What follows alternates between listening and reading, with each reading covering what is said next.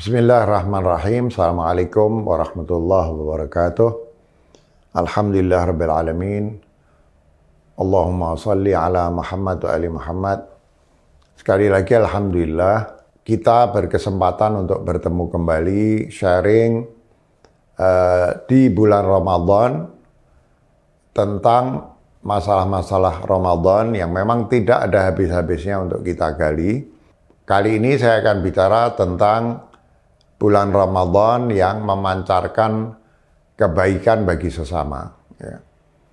Kita sudah sering bicara tentang ibadah puasa Ramadan sebagai ibadah kepada Allah Subhanahu wa Ta'ala, yang Allah sendiri mengatakan dalam sebuah hadits qudsi, Dia sendiri yang akan menjadi upahnya. Artinya orang yang menjalankan ibadah puasa dengan baik, dengan benar, dia akan bertemu dengan Allah Subhanahu wa Ta'ala. Itu aspek vertikal dari ibadah puasa.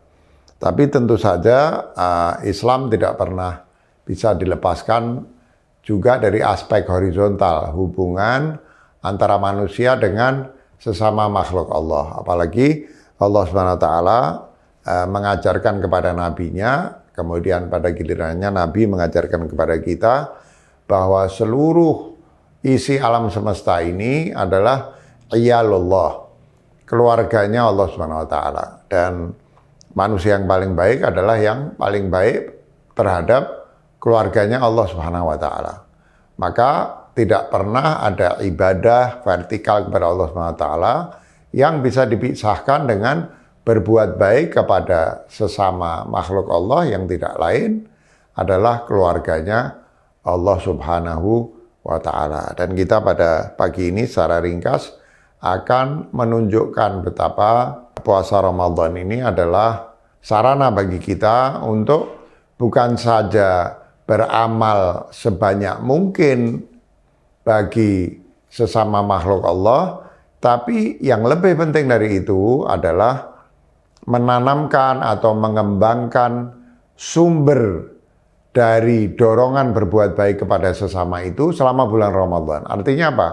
Artinya jika kita bisa menanamkan sifat yang menjadi sumber dorongan bagi kita untuk berbuat baik kepada sesama makhluk Allah, maka puasa kita tidak berhenti hanya di tanggal 29 Ramadan atau 30 Ramadan saja.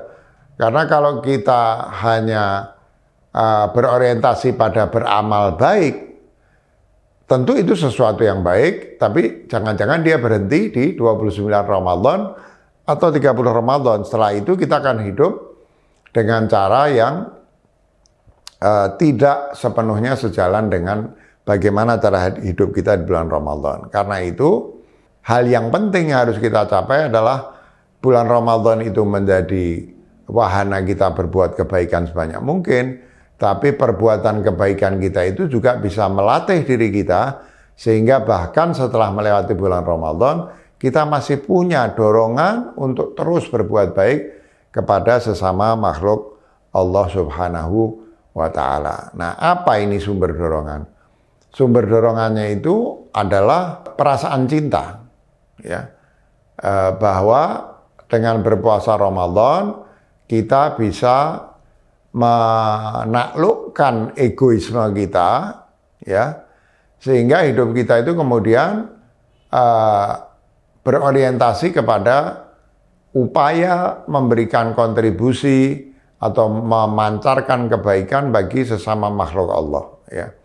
Yang menahan kita dari memaksimumkan perbuatan baik pada sesama makhluk Allah itu adalah egoisme kita.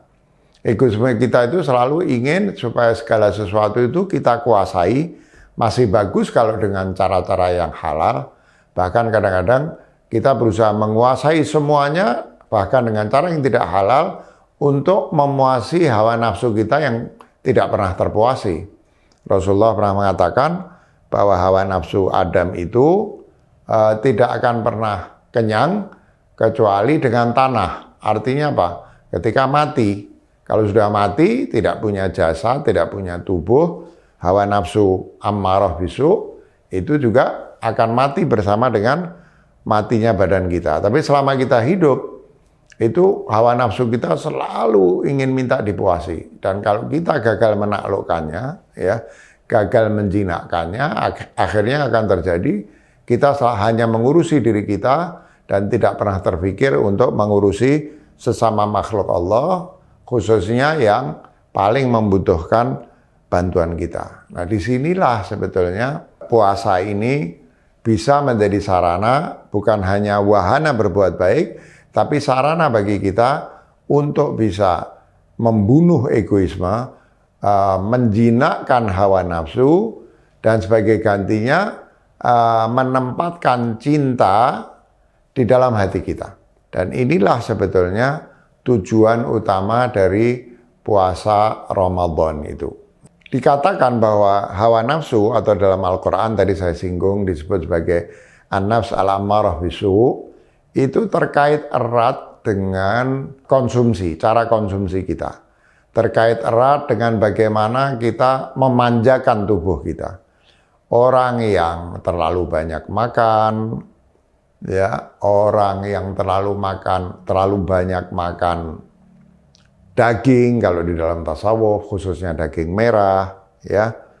Orang yang berlebihan di dalam memuasi nafsu-nafsunya yang lain, ya, itu biasanya orang seperti itu adalah orang yang kemudian cenderung membesarkan an-nafs al-ammarah bisu itu, nafsu atau bagian dari jiwa kita yang mendorong-dorong agar kita berbuat keburukan. Itu sebabnya juga di dalam tasawuf, di antara kegiatan-kegiatan mujahadah, perang sungguh-sungguh untuk menaklukkan hawa nafsu dan riyadhah, itu dikatakan supaya kita berzuhud.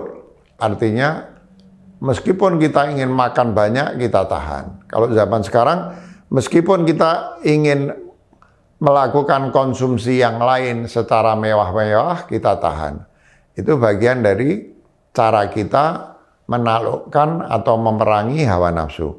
Kemudian juga mengurangi tidur. Kita tahu juga di dalam bulan Ramadan ini bukan saja kita kurang makan, tapi kita juga kurang tidur. Memang ada yang mengatakan lebih baik orang berpuasa itu tidur daripada berbuat maksiat. Tapi bukan berarti bahwa tidur itu adalah pilihan terbaik. Harusnya memang orang berpuasa itu juga belajar dari terlalu banyak tidur. Itu kalau tadi meminimumkan konsumsi disebut sebagai zuhud, maka ini disebut sebagai as-sahar. As-sahar itu mengurangi tidur dan lebih banyak berjaga, ya. Nah, mengurangi tidur, mengurangi konsumsi, itu di antara cara-cara kita untuk mengajar agar hawa nafsu kita itu tidak menjadi gemuk. Istilahnya hawa nafsu itu dapat mungkin dikuruskan.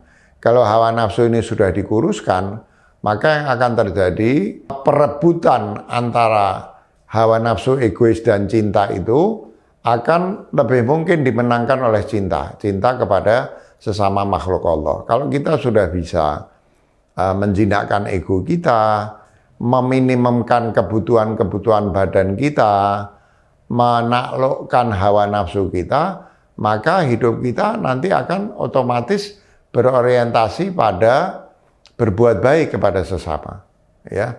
Nah, inilah salah satu tujuan berpuasa. Kalau kita mau naik lagi pada pembahasan yang lebih filosofis, puasa ini seperti proses tasawuf yang biasa digambarkan sebagai takhalli, tajalli, tahalli. Takhalli itu artinya mengosongkan hati kita dari kecenderungan-kecenderungan kepada keburukan. Tahalli itu menghiasi dengan akhlak yang baik, sehingga pada akhirnya Allah SWT akan bertajalli di dalam diri kita. Dengan kata lain, fitrah kita, fitrah kebaikan kita akan berkembang. Karena fitrah kita itu ya fitrah Allah itu. Dalam surat Ar-Rum ayat 33 dikatakan, fa'aqim wajhaka lidini hanifa fitratallah allati fataran nasa 'alaiha.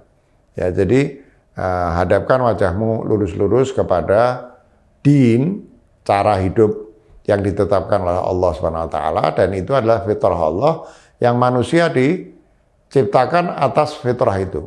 Nah, fitrahnya Allah yang telah bertajalli di dalam diri kita itu apa? Kasih sayang. Fitrahnya Allah itu kecintaan.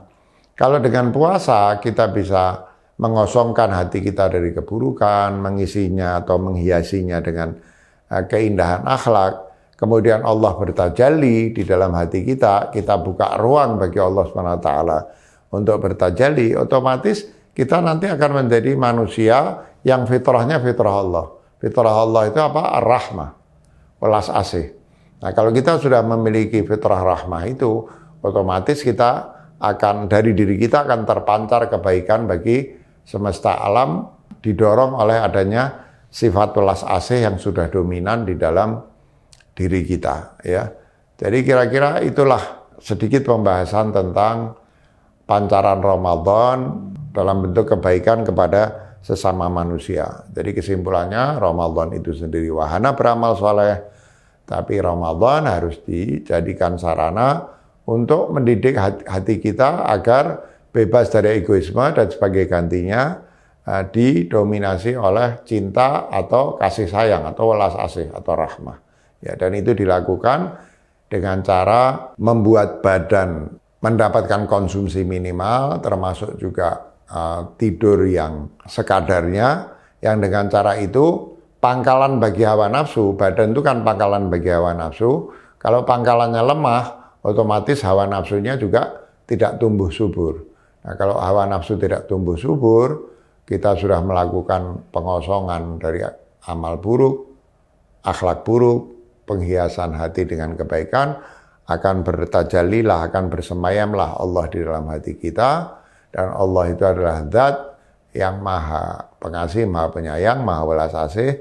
Kita diciptakan berdasar fitrah Allah itu, maka jadilah hati kita didominasi oleh cinta kasih dan welas asih, sehingga bulan Ramadan betul-betul nanti selain menjadikan kita memiliki bekal lebih banyak dalam hal amal soleh, juga bisa mentransformasi diri kita, bukan hanya di bulan Ramadan, tapi menjadi seseorang yang di dalam 12 bulan betul-betul berhasil menundukkan hawa nafsu, berhasil mengembangkan cinta dalam hatinya, sehingga selama umur kita setelah Ramadan yang mudah-mudahan diterima oleh Allah SWT ini, kita betul-betul menjadi manusia Rabbani yang didominasi cinta, dan keseluruhan hidup kita termasuk di bulan-bulan selain Ramadan selalu menjadi saat-saat di mana kita memancarkan kebaikan bagi alam semesta.